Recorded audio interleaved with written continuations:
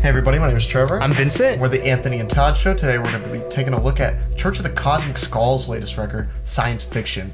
Church of the Cosmic Skull is an English rock band. They're also a religious movement. I honestly can't tell if they are or if it's just kind of a shtick. Or they're a cult. Yeah, but I get more cult vibes from all their albums than anything else. Basically. But either way, Science Fiction is their second studio album, of course, preceded by Is Satan Real from 2013. And they're said to cater to fans of bands like ELO or ABBA or Fleetwood Mac, as well as fans of bands like Black Sabbath or Deep Purple. We actually discovered them in a Facebook advertisement, just kind of like, hey, you guys like music? Check this guy out. Yeah, like, and it's just, okay. It's like your cover art looks like The Reading Rainbow. Sure, why not? I mean, it reminds me, I get so many vibes of like Davy Jones and like the Monkees or like the Partridge Family, stuff like that. Honestly, this album is a lot of building off of each other. Each song, I think, builds. It takes time to build, which I think ultimately kind of ruins the flow of the record. But I think that as each song individually builds, it becomes like a more dynamic track. First track, Science Fiction, is like really hard-hitting guitar riff to open the album, which quickly turns into this like 6-part ABBA-esque vocal harmony, and kind of their claim to fame, the use of this Hammond organ as well as an electric cello come into play really quickly. And the track is like talking about a scientist who kind of gains a lot of like small town followers who just love and worship everything he does. And I think it's a very fun opener. I think the whole album can kind of be divided into tracks that are more like Fleetwood Mac and then tracks that are like Black Sabbath. Like, their two biggest influences that they list or talk about, Go By the River, very Black Sabbath-esque guitar riffs, as well as some really skillful keyboard playing. But there's very like simplistic lyrics that build off of each other, like a Black Sabbath song. Revolution Comes With an Act of Love easily could have been sung by Ozzy Osbourne. Very like death and war kind of subject matter that bands like Black Sabbath cover, or like Iron Maiden or Metallica. Cold Sweat, for me, it's catchy shining as all hell. moment on this album. It is so catchy. It's so fun. I think really it took until I watched the music video to truly realize just kind of the talent and complexity behind this band.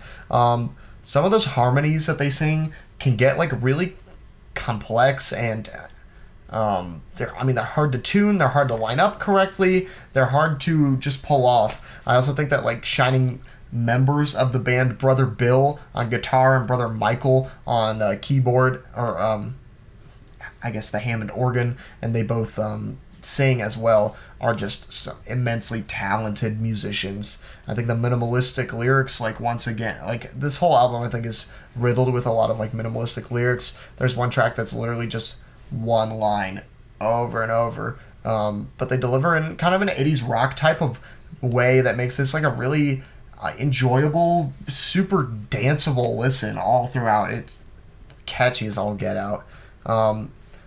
There are some other tracks on here, though, that just aren't as easily digestible. Tracks like The Others, tracks like The Devil, Go to See the Devil, their last track, I just thought were kind of slow and didn't build as much. I think that The Others is a super weak track. It reminds me a lot of like what I don't like about the Beatles Across the Universe.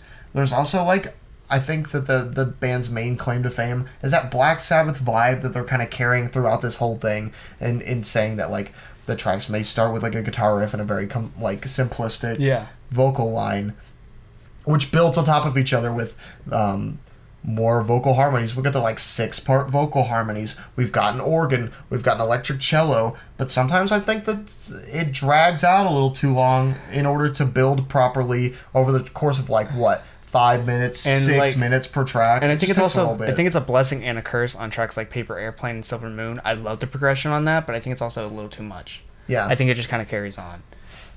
Do you have any final thoughts before you? Because I want to completely break your heart with this. I know you didn't like. You never liked it. I did not like this. I honestly I wish I did, because I like their whole entire aesthetic. I like their almost cult gimmick that they're going for, a church-like gimmick or religious music-like gimmick, but I wish there was more to it. I wish there was some character behind this, because I think, first of all, lyrics are way too simplistic, and they play into their choir-like vocals, but there isn't much depth to their choir-like vocals that make it spectacular. Like, tracks like Cold Sweat, I think it works with their simplistic lyrics that are very repetitive, because it's a very catchy song, but for most of this album, I feel like I was very lost with everything, because I just think it was just super repetitive and just saying the same shit over and over again. I got really bored with it.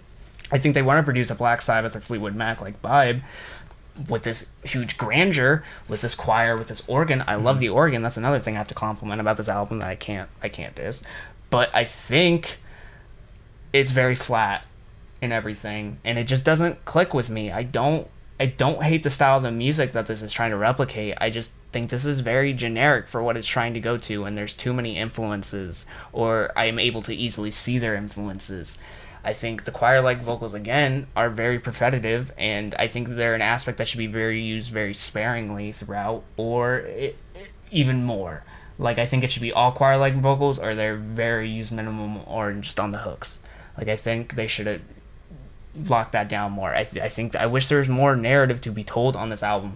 I wish the aesthetic that they were presenting us with this religious movement had some type of context. The first album's called Is Satan Real? Or Is Devil Real? I forget what it's called.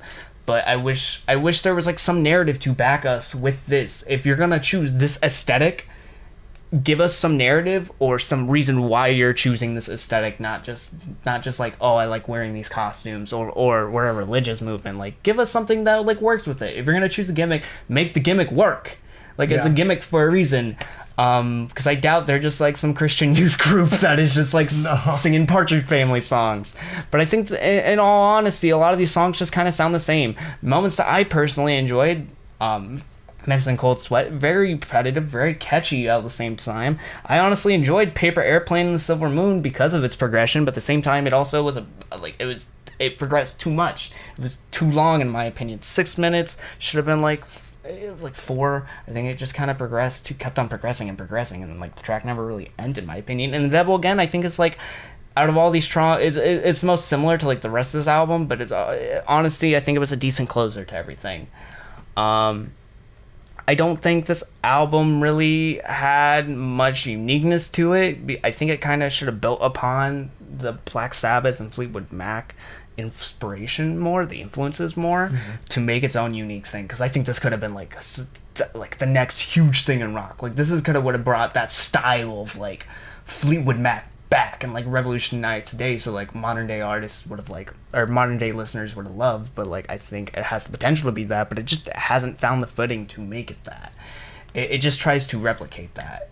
I view this more as like a Fleetwood Mac cover band than anything else, and I hate to say that. I think that they're like adding their own style to that. Obviously, like, I think that organ and the harmonies built, like the vocal harmonies here, and the cello are bringing to the table like a lot of things that bands like Fleetwood Mac just didn't do. There's not like a lot of harmonies in Fleetwood Mac. Granted, there's not as many members, but like, also I know that not all of them are vocalists. Yeah. Here, like, everybody sings well. Everybody blends together really well. I think that everybody in this band is a pretty talented musician, and I genuinely like enjoy listening to like what they're doing. I just think that like some of these tracks are just way too long, and I don't think that they play into that. If you're gonna make like good rock music, you've got to be able to like play into kind of some of what the radio is playing, you know? Yeah.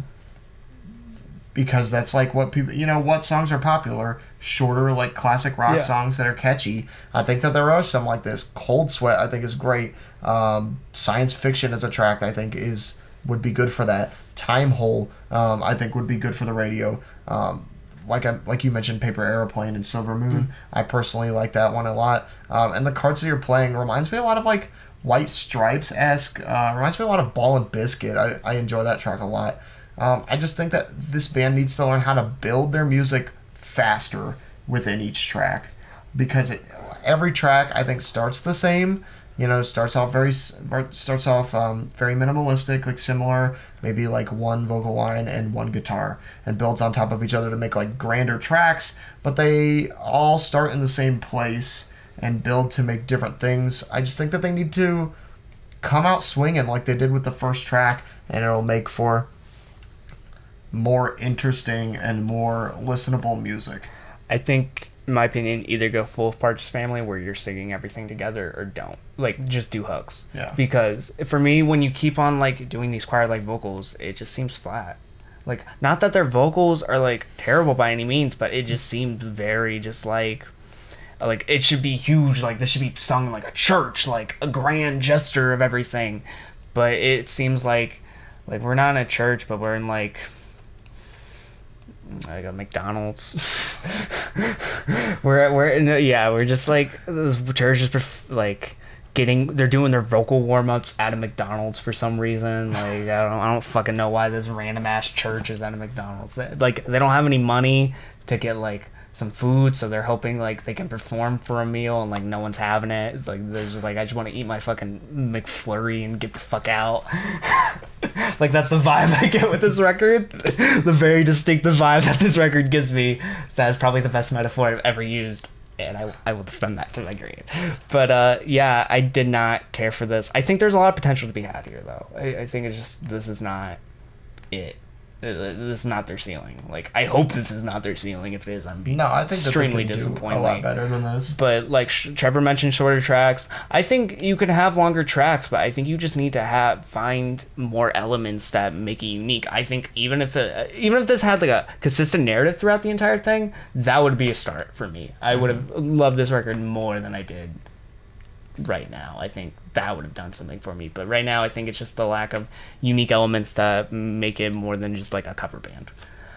In all honesty, I'm feeling like 4.5. It's not for me. It's just, you need something else. You need some spice for those McFries that they're getting for free. Isn't that what they call McFries, or are these McDonald's fries? They're just called fries. Oh. Can I have some fries? Can I have some fries? Honestly, I'm gonna give this album a 6. I did enjoy this, actually. There are problems here, but I don't think that a band has like hit their ceiling yet. I enjoyed their last album. I enjoyed this album for the most part, and I am excited to see where they go from this. Obviously, like, Cold Sweat is quickly turning into like one of my favorite tracks so far. Yeah, I mean, I think if you're a fan of Fleetwood Mac, if you're a fan of Black Sabbath, and I think I am more so than Vincent is. And if you like singing in the McDonald's. Yeah, then you're going to enjoy this album. But if you're an idiot, you're going to not. That hurt. Yeah. If you like hearing us talk about dumb shit, like, why hasn't McDonald's tried to capitalize on the word fries and turn it into its own thing? Because it's dumb. But you want to hear us talk more about that dumb shit, we host a weekly podcast called The Anthony and Todd Show, where we get into a whole bunch of memes and just dumb shit in music. This week we're talking about Death Grips and Trevor's first reaction to that. If you want to hear us review more albums, I had like a speech impediment there for a second. If you want to hear us review more albums, those will be on our YouTube channel. We recently reviewed MC Paul Roman's Echo Chamber, Parker Court's Wide Awake, Pusha T's Daytona. It's actually just Dayton. The A silent. And ASAP Rocky's Testing. If you want to hear us review those records, they'll be on our YouTube channel. But until next time, guys, I've been Vincent. I'm Trevor. And see you, boys. See you guys.